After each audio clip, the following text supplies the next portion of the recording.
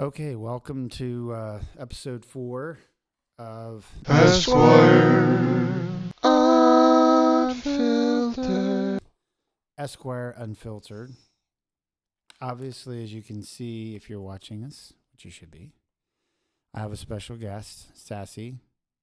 Say hello. She does not know how to look at the camera. Everyone say hi, Over here, Sassy. Sassy, look at the cat. Sassy. Sassy is one of our rescue dogs. We don't typically keep rescue dogs, but I have been given the official word from the staff household that we are keeping Sassy. So, welcome to the show, Sassy. We hope you enjoy your time here on Esquire Unfiltered. So I wanted to. We actually shot this, tried to shoot it, then we shot it again. Now it's been a couple weeks since Tucker Carlson did a show with a person by the name of Andrew Huff. Andrew Huff is a person who was involved with Echo Health Alliance. So we're going to talk about tonight, and I'm going to, I hope, prove to you, and Andrew can ask any questions like you might about what proof I'm using, where the pandemic came from. Like if you got sick or your folks got sick. So before I get too far in, I have to learn how to do this. Follow, like, subscribe, I guess.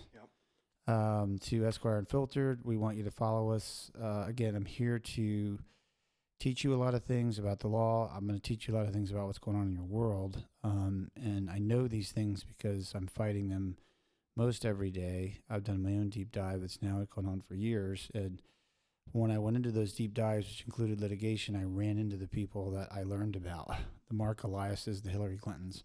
So pretty interesting stuff. You can't make this stuff up. So I have been involved in a litigation with Mark Elias's firm.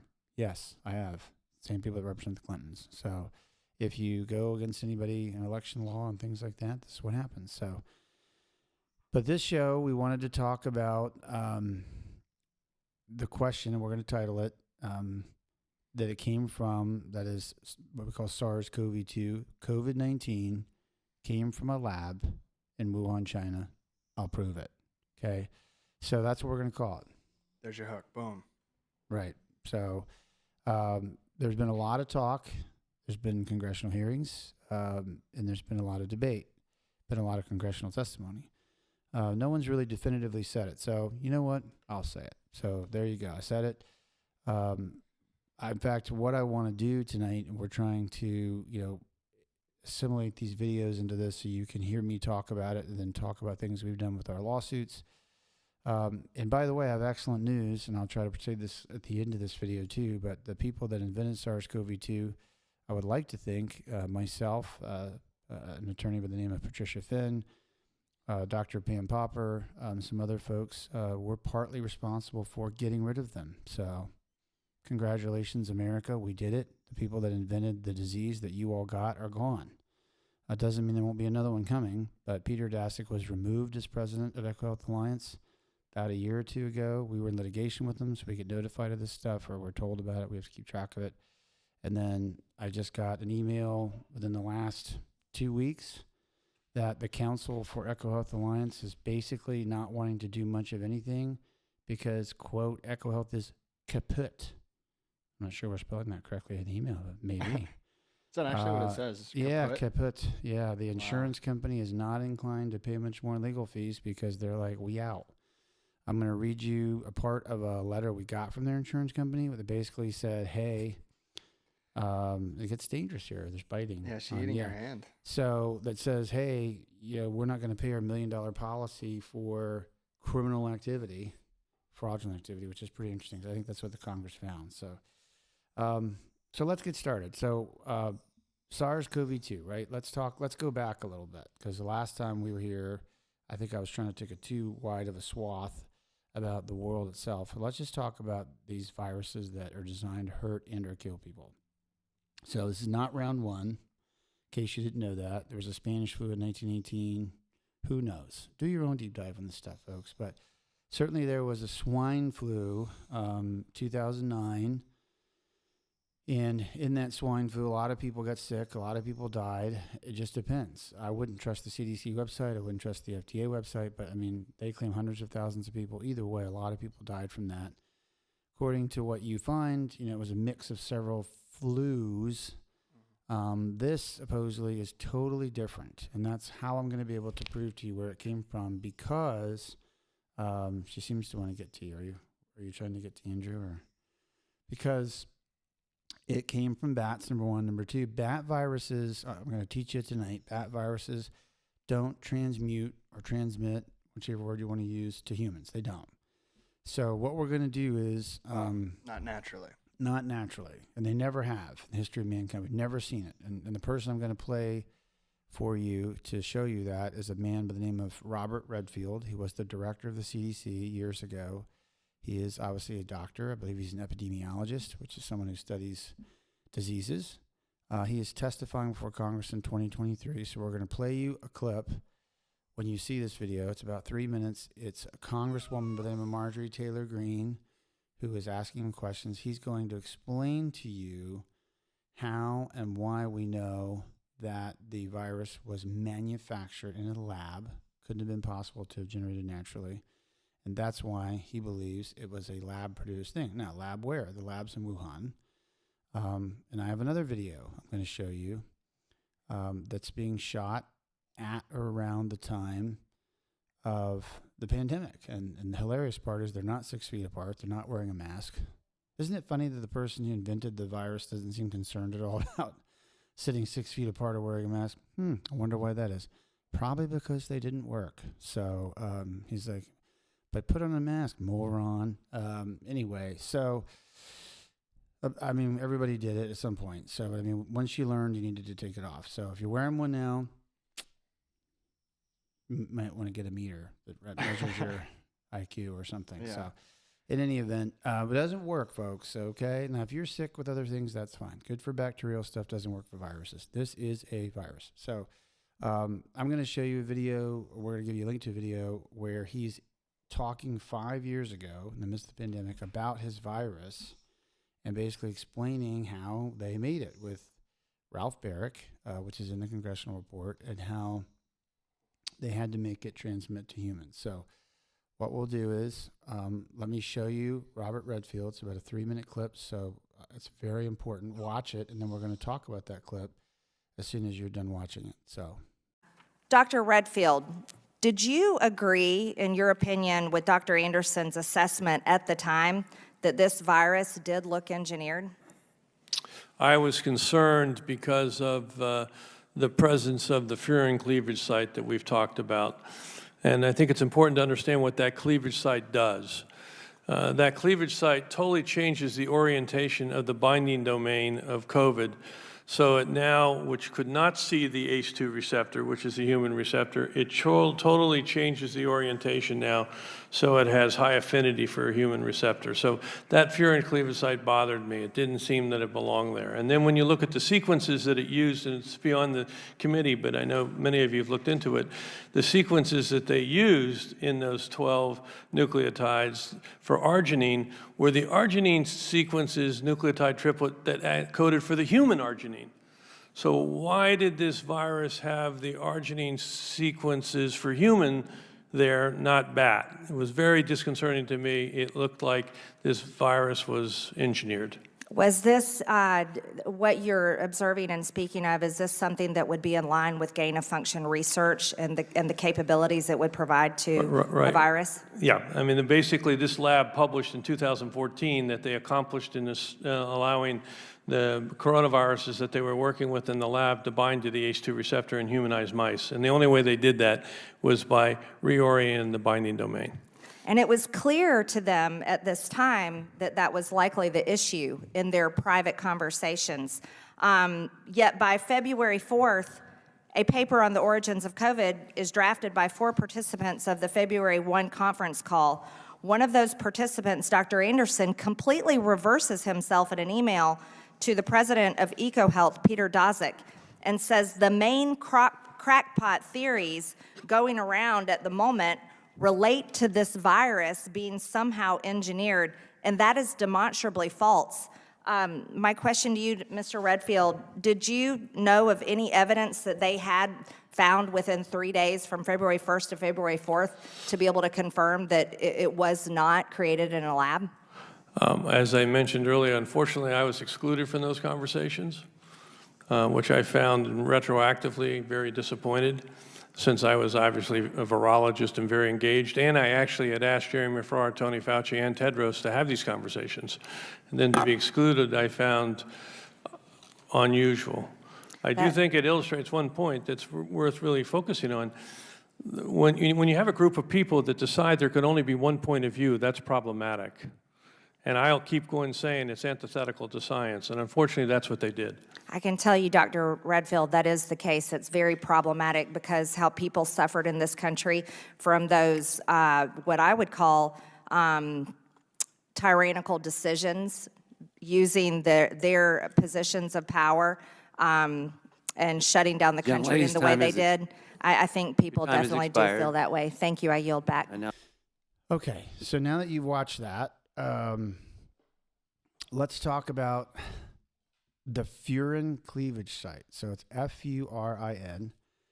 So I'm reading from something called the Diffuse, DEFUSE. I'm going to give you screenshots. It's 70 pages roughly. So this is a grant proposal. So a grant proposal is I need money. I have an idea. I'm rescuing dogs like we do. I'm doing research on cancer. Give me money. And they typically write these to governments. So these people wrote a request to the government for money, and the government gave them money. And we'll give you the congressional report link, which I have, so you can look at it. How much and why? So they asked for 14 million, is my recollection. I think they got 4. Dr. Redfield, if you just watched that, talked about 2014. They gave him a lot of money over a lot of time. This one is later, this specific request.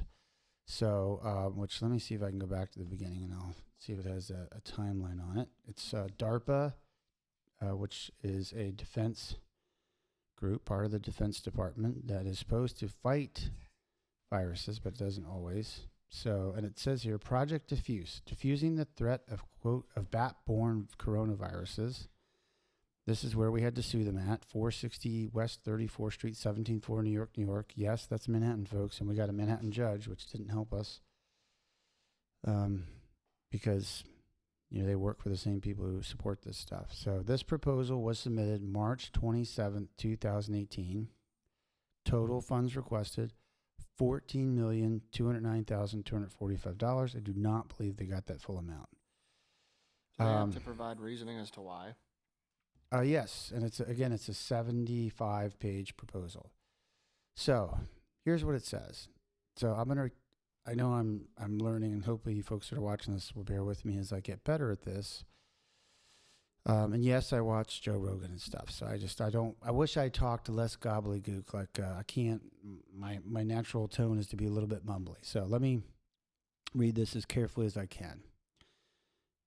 This is in the middle of their proposal. We will analyze all SARS-CoV-2 gene sequences for appropriately conserved proteolytic cleavage sites in S2 and for the presence of potential furin cleavage sites. SARS-CoV-2 with mismatches in proteolytic cleavage sites can be activated by exogenous trypsin or capsin L. Where clear mismatches occur, listen carefully, we will introduce appropriate human-specific cleavage sites and evaluate growth potential in Vero cells and HAE cultures. Meaning what? So you just heard, if you watched the video, Dr. Redfield say, the reason why we know this was created in a lab is because furin cleavage sites are not natural.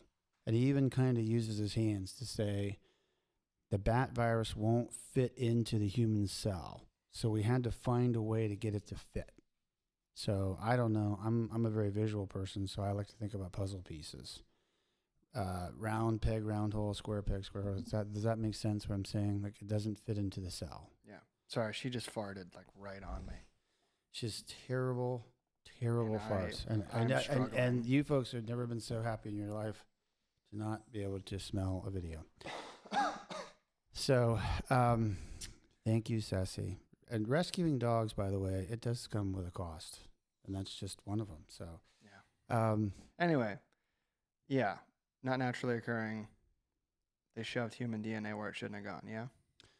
right. So to make it work, they had to change the human DNA. They had to make those two basically mesh because it didn't actually. And if you hear Dr. Redfield in other videos, he'll tell you that we've never seen a bat virus transmit to a human ever. So that's what we're dealing with. So, and as I said, you're going to watch him talk in the video I'm going to post. If you want to watch the whole thing, you don't have to. I would encourage you to skip to around the 27th minute, 27 minutes and 30 seconds.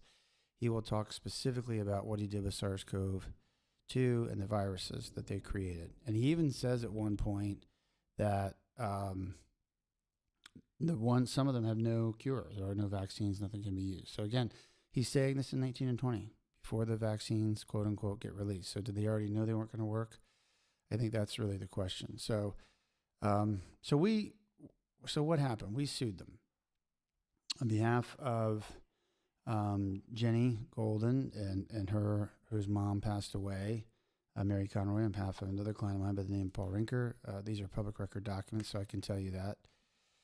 And what I wrote, my part of the complaint that I'm particularly proud of, and actually I know for a fact people have seen, I got contacted by someone in Minnesota, as far away, saying, they read my complaint and they wanted to know who drafted this paragraph. There were 2 paragraphs, and I was like, I did.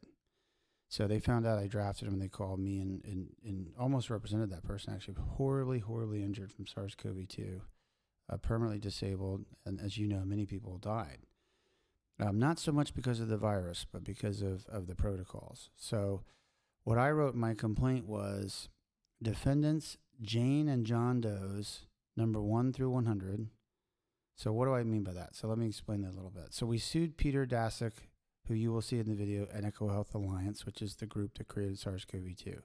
That's their proposal I just read. So those are real defendants in New York. That's just an office address, right? This was done in a lab in Wuhan, China. Okay, so, but we knew them. Here's what I'm arguing. We know they got money, right, from the federal government. We know the federal government, through DARPA, helped do what we call gain of function, GOF. Obama prohibited gain of function research, supposedly, at one point during his administration. He says that, not sure he actually did, but there was an executive order. We're not going to do that anymore. It's not safe. Obviously, it isn't safe. I mean, if you know the movie 12 Monkeys, you understand what happened. They sort of told you ahead of time. It's a 1995 movie with Brad Pitt. Look up the theory. You'll see what happens. Man gets on a plane, spreads the virus, and it gets worldwide very quickly and creates a, wait for it, pandemic. And people start dying all over. There's no cure to it, by the way. So they always tell you what they're going to do, right? Remember, like Star Trek had the whole World Council, and then we created the United Nations. They're always trying to make these things real, and they try to make it okay with things like Star Trek, Star Wars, where the world could all manage itself through one giant Congress. Let me ask you, why would they pick Wuhan? Why there? Is it to avoid liability? Like try to bury the trail? Absolutely. So great question. That's the primary reason. The laws in China are very loose, number 1. Number 2, this was a BSL-2 lab. So it's a lab that is not secure. To deal with the kind of virus they were dealing with, I'm being told by people that are experts, not myself, that it should have been a minimum BSL-4 lab, which would be similar to what you see in the movie Outbreak with Dustin Hoffman. They have the full suits, the respirators. Not happening there. But the idea that somebody like walked out of some lab, it's ridiculous. Like this was created over a course of years. By the way, if you watched the video, which I hope you did, Dr. Redfield told you they had already had some progress in 2014. And remember, I just read you a grant proposal from 18. So they were still trying to get it perfected before they released it into the population. But what better place to use as your sample than China? And by the way, if you don't know this, SARS-CoV-2 did exactly what I think they probably wanted, which was it got rid of a bunch of older people in China that they had to pay for. So a lot of people over the age of 70, 80. And by the way, if you don't know this, you should. SARS-CoV-2, and I'm telling you this from personal experience. In my experience in working with people like Dr. McCullough, who I've met and talked to, Tom Renz, lots of people I've met through my journeys now, definitely older people, people with asthma, people with lung conditions, people with autoimmune disorders, obesity. A number of people that were obese died. And these are real people that called me for help and died. One was a 37-year-old man. His mother called me multiple times. I can't make this stuff up. And by the way, he died in a hospital that he worked at. And that hospital did not give him the medications he needed to survive. Monoclonal antibodies, ivermectin, they didn't do it. Okay, hydroxychloroquine, wouldn't give it to him. In any event, here's what I'm putting in my complaint that we have used to now make them kaput. By the way, we didn't win. We just been litigated. We're still in appeal. We're in New York. The courts are totally against us, so it may end up going nowhere. I don't know. But in the process of just taking him to task and Congress taking him to task, a lot of stuff has happened. How does that work? If Echo Health Alliance is dying, you're suing Echo Health Alliance. How does that work if the company is effectively dead? Well, good question. So they have insurance, and I have a letter from them, which I'll read. But let me first do the complaint. So, by the way, the insurance company is $1 million policy. Would have never paid for it. We had 5 plaintiffs in our complaint. Wouldn't have come close. I mean, you had to do $200,000 per plaintiff, and that doesn't include taking out the attorney's fees, which, I personally have done work, but Patty's done a tremendous amount of work over years now. I mean, just the amount. If you paid hourly, we'd be at $1 million probably in fees. But anyway, so here's what I wrote. Are you listening, Ceci?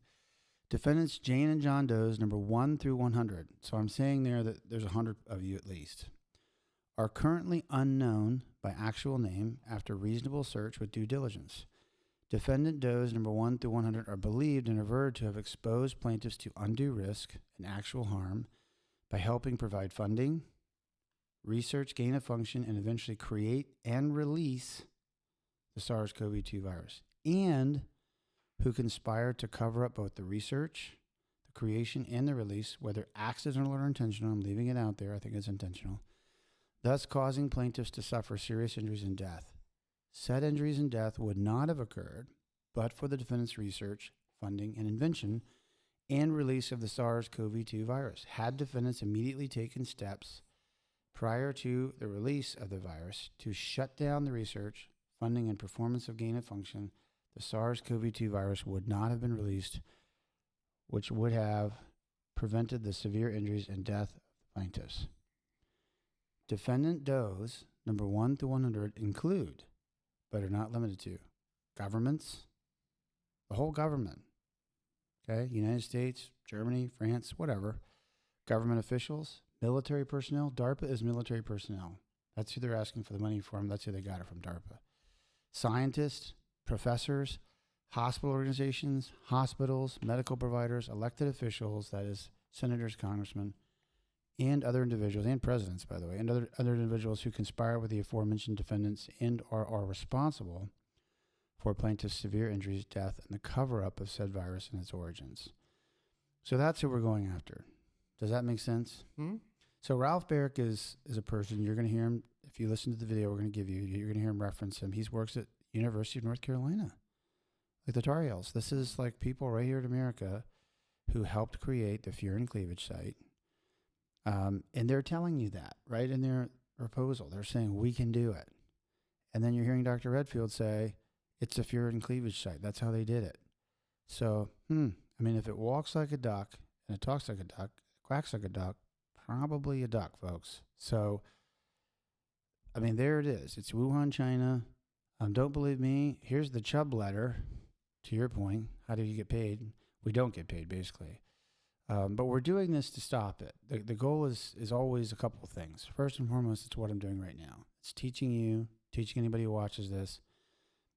Here's what happened, okay? I want you to get educated first, and then I want you to get really mad. And I want you to do something about it. The first thing I want you to do is I want you to tell everybody you know. The second thing I want you to do, by the way, have them watch this video. The second thing I want you to do is contact anybody you know. Contact your state representative, contact the president, contact your senator. Tell them, I understand where this came from now, and what are you doing to make sure this never happens again? And if they don't do something about it, fire them. Now, you can't fire them if we don't have correct elections, so that'll be a topic for another day, but we got to get that fixed too. Get them out of office, get somebody who cares about you and your kids and your family and the people in the nursing homes who died. I mean, I could tell stories here for a while, and we probably will have some along the way that we'll tell on this podcast. But Here's the funny thing. I can't make this stuff up, you guys. I got this letter from Chubb. So we sue him. Have you ever heard of Chubb before? No. Okay. Chubb's an insurance company. It's in Manhattan. Who picked the name Chubb? Wow. Right. Good question. And they're old. It's been called Chubb for over 100 years. Huh. Big insurance company in New York. Probably owned by one of these people. Or probably owned by the Rockefellers or something. Anyway.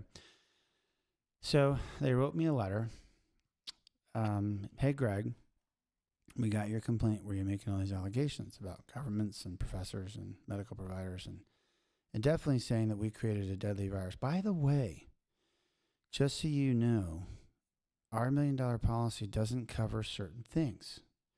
So we just wanted to let you know that in our analysis, we wanted to make sure you knew it doesn't cover anything attributable to, wait for it, I'm reading this directly from the letter, dishonest, fraudulent, criminal, or malicious acts or omissions, or any intentional or knowing violation of the law by an insured.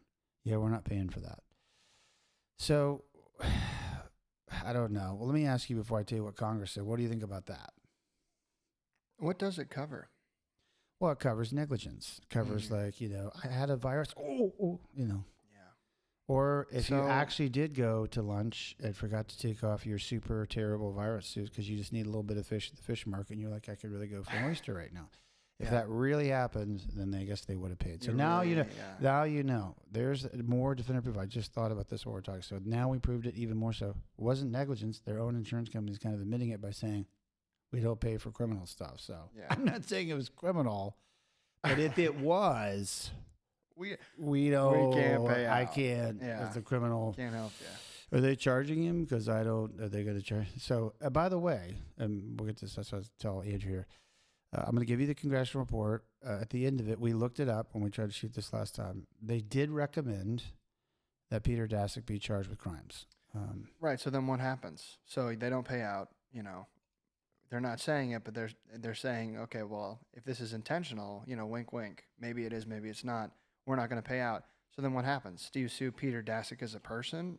Is there no you way would to go get after the paid? company's assets, sure. Typically companies like this don't go defunct. This is a very different situation. They're going defunct because the government has been exposed by people like myself and other folks, which are doing a great job. Not any real media, not like CNN, NBC. They don't do any of this crap. So people like me and us suing them and putting it out on social media, we're the reason that people are waking up to it and why I think Congress got pressure to have these hearings, which you saw with Robert Redfield, and eventually did an investigation, which I have here. And that investigation concluded at the end that Peter Daszak was lying. And I'm trying to find here. Sassy is not helping. Sassy, I need you to help. Peter Daszak is lying, and now I can't find it, Sassy. Sassy. So, do you want to go see Andrew? There we go. There she goes. So they concluded that he was lying, and they recommended charges for contempt and perjury, I think, is what we found. Now, I doubt he'll ever get charged, but that was the recommendation. And they said that he was less than honest. And I think the last time we tried to see this, we were laughing about. Remember we went over the Finnish response, like here's the way you should answer their questions. Like give them some long, drawn-out diatribe and say, well, or then when they say, just answer the question, say, well, I'm trying to answer your question, Senator, and then keep going until they get so tired they give up asking the questions. Right. So they were clearly preparing to obfuscate, do things they weren't supposed to do. So, here's the funny thing, Andrew, and I'm going to have him put this video up too. There's so many versions of it. This is a YouTube video too. We'll put it up. So if you haven't seen this, you should have. Okay. In January of 2017, Dr. Fauci himself was at a conference and said, and it's right on YouTube, you watch it, that I think President Trump's going to have to deal with a surprise outbreak in his first term. I thought I would bring that perspective to the topic today, is the issue of pandemic preparedness. And if there's one message that I want to leave with you today, based on my experience, and you'll see that in a moment, is that there is no question that there will be a challenge to the coming administration in the arena of infectious diseases, both chronic infectious diseases in the sense of already ongoing disease, and we have certainly a large burden of that, but also there will be a surprise outbreak. And I hope by the end of my relatively short presentation, you will understand why history, the history of the last 32 years that I've been the director of NIAID, will tell the next administration that there's no doubt in anyone's mind that they will be faced with the challenges that their predecessors were faced with. And lo and behold, that's 17, 3 years later, here we go. So, like I said, 12 monkeys, so you can see it all. So it's, again, looks like a duck, quacks like a duck. So that's the part that we want to, I'm trying to give you that information so that you're aware. Just say once and for all, definitively, Congress's report, which is 556 pages, says, yes, it's pretty much, we're kind of sort of real darn sure Wuhan lab. It's Wuhan lab, and let's not kid ourselves. Don't believe me? Here's an article from a website, and we'll give this to you. I can't make this stuff up. Called Biospace. I just found this there. That was really funny. So, as I said to you, I was looking at an article on H1N1, which is the swine flu, and there were various things. 2009 swine flu pandemic. 0.001 to 0.007 of the world's population. In the scientific world, that's what we would call epic fail. We tried to give it to all you M-leaps, and we couldn't do it. So, I thought you said it was transmissible. We showed you the movie with Brad Pitt. It's 12 monkeys. We want everybody to get it on the plane, and when they get off the plane, he's coughing and hacking, and then everybody else gets it, and the whole world goes under. And by the way, in that movie, I think like everybody dies, or a lot of people die. So that didn't work. So they came back years later and said, we got to make something transmissible. And they did. And the reason I wanted to sue doctors, I'll get to in a minute, because it wasn't deadly. That was the thing. It was communicable. But listen to this article comparing swine flu. This was written in March of 2020. I'm going to say that a second time because I think that's so important. So if you know anything about the pandemic, you and I have had this debate because we were in Denver, Colorado in December of 2019, and he got sick. Right? I still don't think that it was COVID. So he got sick. Another, David got sick. Someone else with us got sick, both under the age of 18. And it's a debate. Could have been, it's the hot tub debate. It was snowing and it was like 8 degrees and we were in a hot tub and we were being, okay, she farted again. Okay. And here's the thing, as a dad, when you say to them, stop dipping your head under the really hot water and then coming out in 8 degrees with the wind whipping, they don't listen to you. So, and beating is frowned upon in Colorado. That's a joke, everybody. I didn't really. Here in PA, though, it's all good. It's all good here. Here in the backwoods, we just do it real good. So that's why I live in Williamsport. Anyway. Sidebar. What are you feeding that dog? Well, you fed her some stuff tonight. I fed her bread. And probably the chocolate chip cookie. I did not feed her chocolate. So, I don't know. Today she had mostly bread, but yeah, sometimes I Okay. feel like we're feeding her some kind of poison or something. Yeah.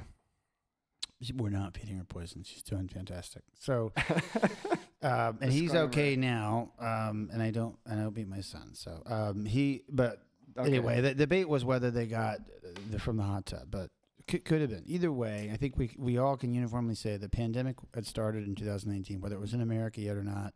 Right. I saw something way back when in my deep dives that was released in New Jersey in October of 19. I think it was January, February is when it first started picking up buzz. in the January US. here, by January 2020, it was in New York and it was crushing New Yeah, York. So yeah. no question about that. So And this March article, is when it all got shut down. this is March 2020. Yeah. So I'm going to read this article. I'll probably give you the whole article. Maybe I can screenshot this part. It's early in the COVID-19 pandemic to really get an accurate sense of the fatality rate and compare it to the swine flu pandemic. And that's the one in 2009. One estimate by a group of infectious disease experts cites 1.4% in people who have symptoms. This is largely based on the city of Wuhan, China, where the pandemic originated. So I just find it hilarious. Like, Where's the air horn button? Hit the here's air horn button. which one's that one? Yeah, so that's the this is just a science called biospace. So I mean, it's kind of funny. It's like, you didn't actually say it was in Wuhan, did you? Like I told you, we're trying to keep that under the down low. Like we can't. So, and by the way, there's an article I saw on social media just last week or two that someone associated with that lab is dead. So, I mean, I don't know. Maybe that's the Chinese way. It seems like that's how they handle things. They just kill the people that might talk. So Wuhan, China, like it, don't like it. Maybe that will be the thing that gets this video to go somewhere. We'll put it out there.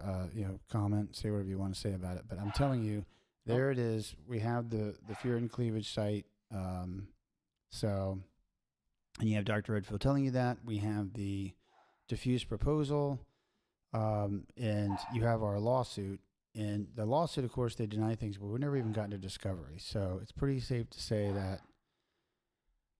that we're looking at a virus that was created in Wuhan, China. Now we don't know why she's barking. So Should probably check on that because I can hear it really easily through the mic. Okay. What are you doing? Okay. What are you doing, Sassy? She's back. Okay. Did you see another dog or something? You're all riled up. Yes, she's very excited. I think it was all the comments you made about her tooting. Well, I mean, it's bad. Right. So having heard that, what are your thoughts? And then I'll give you the protocol that we talked about last time with the doctors. So What do you want me to say? I mean, we've been known this. You know what I'm saying? well, I feel like that's the way people are. I just wish somebody would say it definitively. So I'm going to say it. So there it is. And don't believe us, then if that's true, then why did they get called before Congress? Why is the company defunct? Why is Peter Daszak not part of it anymore? And all these people are here on all these sites I'm going to give you where they're talking about what they did and what they created. And they're excited about it. They're saying we did it. They're not denying it. One big thing I want to push, and you already said it, but I just want to hammer the point home. Why bring all this up? Why bring up that we definitively know that it started in Wuhan and we know who started it? Couple reasons. First of all, Andrew Huff was on the Tucker Carlson show recently talking about it for the first time, really just putting out there like how it all started. And he talks about that diffuse proposal as well as something called predict.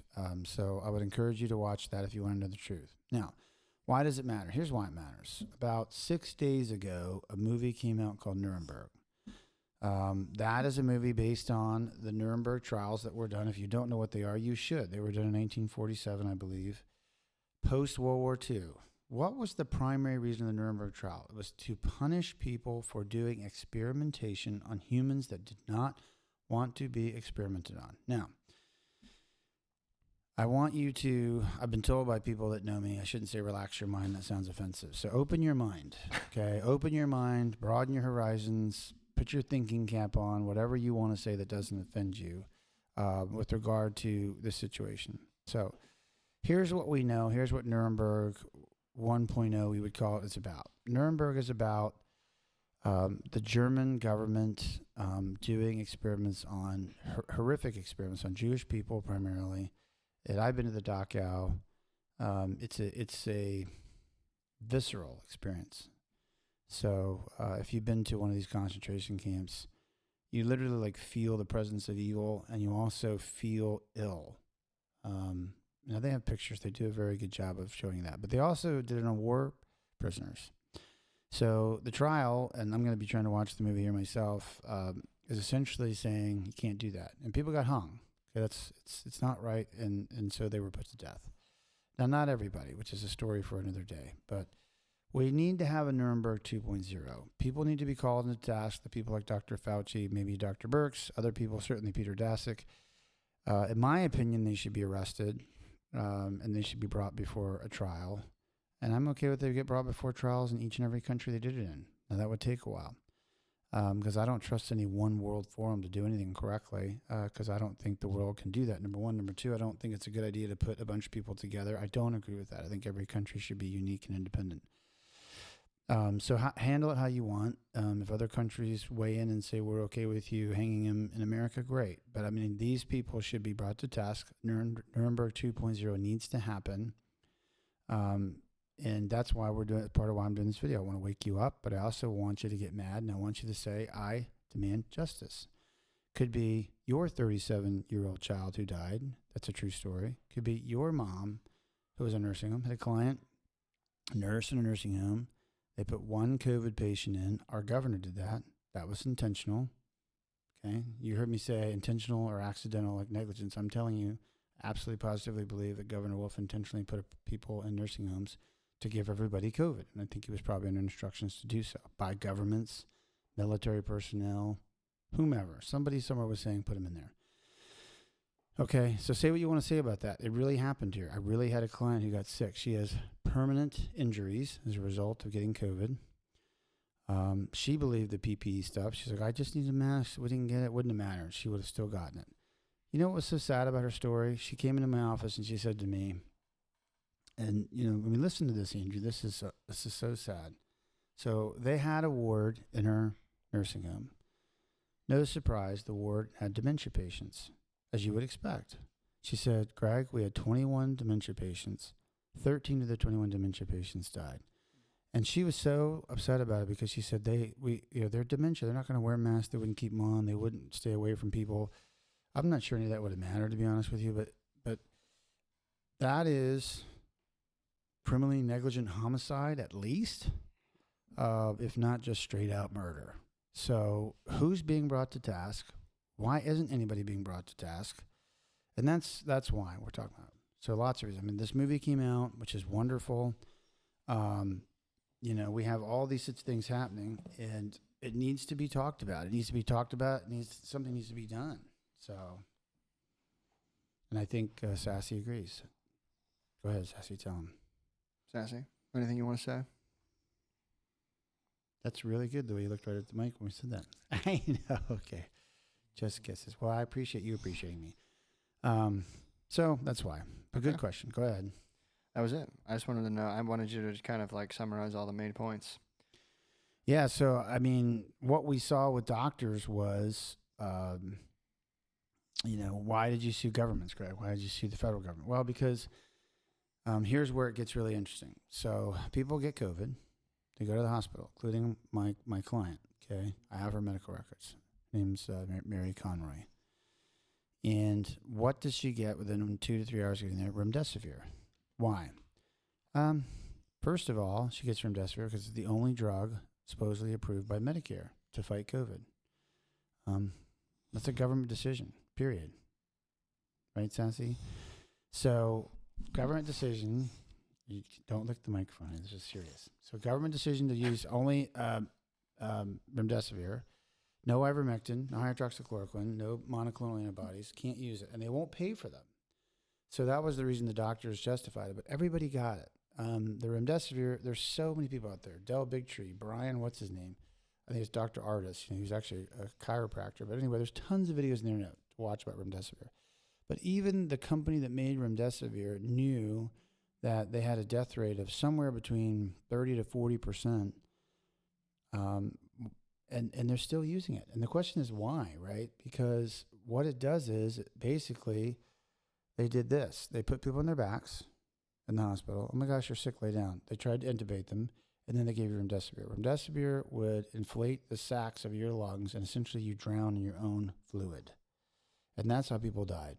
So it wasn't so much the SARS-CoV-2, it was the drugs that they gave them.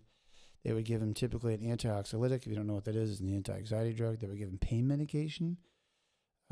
We asked numerous people and have asked numerous people, why did they do that? We didn't get any explanation. And I even asked people who got given pain medication, did you tell them you were in pain? They said no.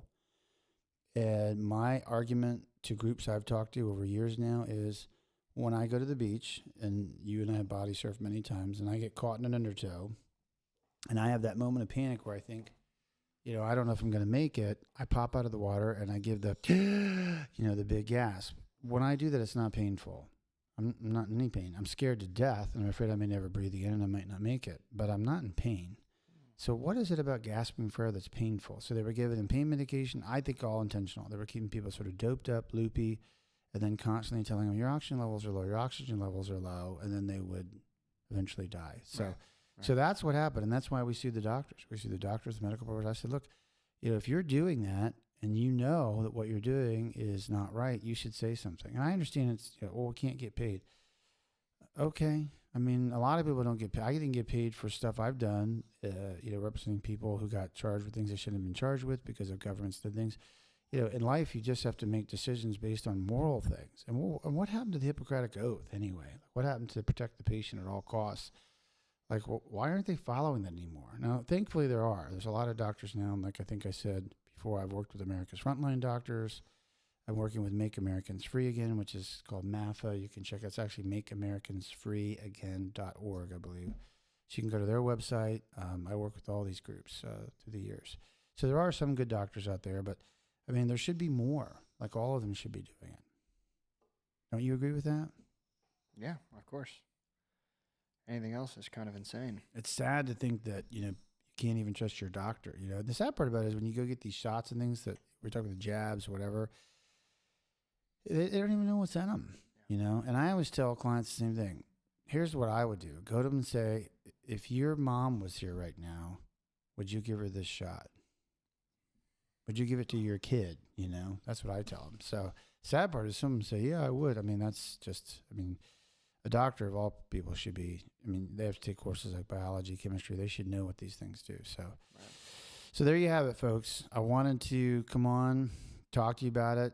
Timely for Nuremberg coming out. I think it came out November 7th.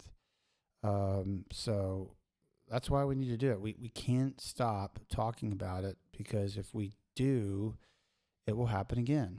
That's crazy, Greg. It happened in 1940 to 45, and here we are 80 years later, and they just did it to you. And the way they did it to you was they convinced you. So here's what happened, folks, in case you don't know. They told you a virus was released because it was, that they created. They got you scared about it, like in the movie 12 Monkeys, right? It's going to kill everybody. You need to stay home. You need to lock down, shut down the world. No church, and don't go to work. Shut it all down, right? They scared you with it. And then they told you that the only way you can be safe is to get a vaccine, which doesn't work. And you're going to hear Dr. Dasick say that some of these don't even work. There's no vaccine, no cure. Mm-hmm. And so there you go. So if you got a vaccine, quote unquote, it's likely that you were subjected to an experiment without your permission. So it's likely. So that's my personal take on it. And I think that's what you saw. So unlike 1945, 1944, where they forced people to do it, here they convinced you to do it, and they did it using fear. Yeah. Give us a like, a thumbs up. Like, share, subscribe, Follow. leave a comment. Follow, yeah, all of it. Do it all. All right. Till next time, everybody. Say bye, Sassy.